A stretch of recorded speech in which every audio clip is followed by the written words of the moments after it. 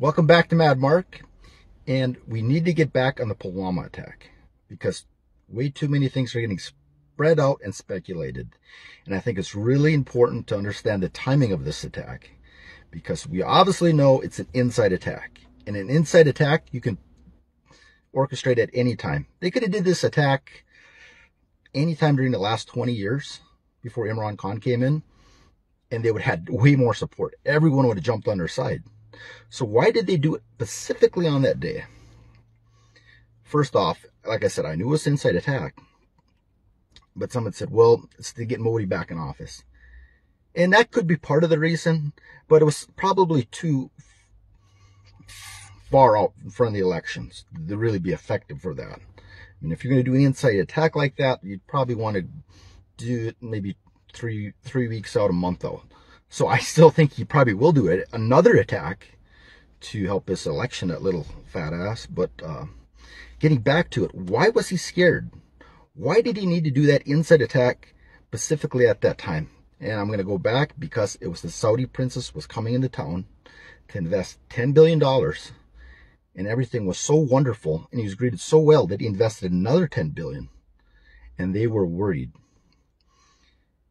And I'll tell you why they're worried. Because the biggest fear of India and Raw is for Pakistan to float back into this alliance with Saudi and the United States. And I'll tell you why. Because the last time they did it, it was during the Afghan-Russian war. And that's when you had that General Zaya back in. So they had this secular Buddha in there. And the United States is worried. It's just like you have these communists in Afghanistan, and then you have that son of a bitch in there with this, socialist kind of government kind of floating. And the Red Scare was real. You had USSR that was, communist and giant, and then they're moving in through there. So they're like the United States. He went to, I think he trained in military, General Zaya in Kansas. They knew he was a great, fearsome general and good leader. So they put him in there, and he hung Buddha, And like I said, a good communist is a dead communist. And he hung. And during that time, during the 80s, your economy was rising 6.5% every year. I mean, things were going well. And another important thing, this is the reason why they did that Pulwama attack. When Pakistan was allies with Saudi and the United States so closely, India couldn't do nothing. Did they attack once? Look at all your wars, all your events. Did they do anything to Pakistan during those years when General Zaya was in there? Nothing. They had some troops on the border, but then General Zaya went to a cricket match in India, and he told their prime minister at the time, all these soldiers you got on the border, when I get back to Pakistan, if they're not gone, they're all going to be dead. And they knew the United States and Saudi was on their side, and they would just let them do it, They could just, and they were scared. So India knows damn well what happens and all the advantages you get when you get in this alliance. Number one, you get money, you get jobs, you get opportunities, and you get international media kind of on your side, which is so important. And that's what Pakistan's kind of scared of. Even with your military, you could do a lot of things, be way more aggressive. And your military could be even more effective than it already is. But you're scared of the international backlash. But if you were in a coalition with Saudi and United States, and India was not in this coalition, Pakistan would have the upper hand. So all these fifth column groups that you got that you're scared of kind of pursuing too much in your country, well, if you were in our orbit, we can do the same treatment to you as we do with Saudi and Yemen, or Israel and Palestinians, or any of them other things. You need to clean up some of these fifth column groups or people, anti-Pakistan, anti-Pak military groups. We'll just pretend nothing happens. We see nothing, we know nothing. We just ignore it. And now you're talking about Kashmir, okay? Why don't we get involved? Why don't we care? We don't care about any genocides. We don't care about no humanitarian thing, okay? But we do know what's going on in Kashmir, United States intelligence. And it's just kind of a dirty blackmail collateral we have. We got all the statistics on how many people are getting killed, how many people are getting raped, what they're doing, what atrocities. And we just tuck it away in our files. And if we have a problem with India in the future, we dig up all this dirty mail on them and say, look at all the things they did. We need to help these Kashmirians out. And we're not going to actually really care about the Kashmirians. We're just going to use that as an excuse to attack India, to sanction them, to boycott them, to demonize them, to do whatever we need to do to them to inflict as much damage on their reputation as possible. So the world's a dirty place, and people are like, I don't want to hear that. Well, there's people lying all over the internet, and I take pride in at least telling the truth. Whether it's good or it's ugly, I got to tell ugly too. Because, I mean, you need to know the truth, and that's the way it is. You know, no one really cares about humanitarian issues. And the best way to help Kashmir out is to cut the tentacles off how much power India has with the international connections, so you can expose them. Because they're just too powerful and they're too big still to really help Kashmir out.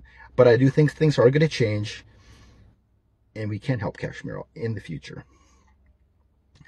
But getting back to why you don't want to align. I'm not happy when I see Imran Khan go to Iran. There's nothing you're going to get out of Iran, okay? Iran, what I compare them to is some old, fat, ugly, 200-kilogram lady. Nobody wants her. She's broke. She don't have a job. She's not smart. Some just dead weight, and she's desperate or in hell, and she's going to be nice to Pakistan. Don't be that desperate. Iran has nothing to offer. Here's the statistics. How much is your exports with Iran? It's a measly 1.8%. Okay? They have 20 times more trade with India than they have with you. Okay? So talk is cheap. Okay? Oh yeah, we're going to stick by Pakistan. We support you against India. Bullshit. You're not that stupid. Imran Khan, please tell me you're not that dumb. There's nothing to gain from them. You're going to gain enemies. Here's your export. Okay, I don't care about loans. Okay, you got CPAC, that's great. It's not offering that many jobs. Nothing against China, but it's loans. You got to pay them back. And you can't take a loan to pay a loan to pay a loan. You're going to really get in a hell of a lot of trouble economic-wise. So you got to have exports. You got to have money. You want money, you got to get into the Saudi United States block. We got the jobs. Ask China. If I can just tell her, snap a finger and get all our companies pulling out of them and screw their economy up. And we're powerful.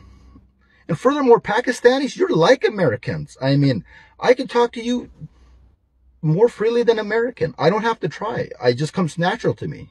I mean, you are like Americans. More so than anyone in that whole region. But Emirates, 8.5% of your exports goes to Emirates. 8.5 goes to Saudi. 15.6 goes to the United States. That's like 1/3 of your exports. You know, right in that little coalition there. And that's not even counting all the jobs you get from us. I mean, that'd probably go up to 50%. I mean, Iran, 1.8%. That ain't nothing. Even China, your exports 7%. That's nothing. So, I mean, and these socialist leftist stuff, stay away from it. Like I said, the old man Buddha, the one that got hung, he had your economy all messed up. And the PPE with the Benzar Buddha, she had everything messed up too. That's why I think the CIA pumped 3 rounds into the left side of her head before she dropped down that tank. We blew the bomb up, you know. And who killed General Zaya? Definitely think KGB killed him. Why do he kill him? Because gas. They use gas. The United States blows things up. Or I just know the way the CIA does hits. It doesn't sound like a CIA hit. It doesn't sound like a Mossad hit. And at the time, India was saying, oh, Israel did it. No, Israel didn't do it. You want to know my proof why they didn't? Here's my proof why the KGB or Agent Raw killed General Zaya right here. When you kill someone, you know who you're killing, and you know the people around them you're killing. So they killed all these people around them. When you kill those people, you know who's going to be the next leader, right? Who was the next leader you had in? First thing he did, build a coalition with Iran, try to share nuclear secrets with Iran. No way in God's hell would the United States or Israel want that. Okay? It's so, United States didn't do that. It was totally KGB. That gas in the plane where they crashed, they died from the gas probably in the air and they crashed. That was Russia. And they were mad because they didn't like him. Because he helped Pakistan, helped the United States, beat Russia. And that's one thing I'm going to fight for. Pakistan never got the credit for helping the United States end the Cold War. There should be an honor, a ceremony, an award, or some kind of official government recognition of the courageous battles and tactics used by the ISI and Pak Army to help us win the Cold War. We take full credit for winning the Cold War, Ronald Reagan and all that, but I think that's an important goal to try to get people educated on that, and some kind of official honorary thing where you can get some international support and say, this is what Pakistan did, okay? They're a good ally, and we need to be good allies with them. So I really, really, really want Pakistan to build a really strong alliance with Saudi Arabia and the United States. And I want Imran Khan to shift a little bit more to the right wing. Because Trump likes, I think he likes Imran Khan. I think he's an honest guy. And I think there's a great opportunity for a great relationship with Imran Khan and Donald Trump. You got to give it a try. It's going to work. But ditch Iran. Like I said, it's a fat, old, desperate 200-kilogram woman. It's looking for anybody dumb enough and desperate enough to take her. Don't take her. Stick to the skinny, more sexy, rich Saudi Arabia with a rich dad, United States. And enjoy the better economy and enjoy all the new jobs.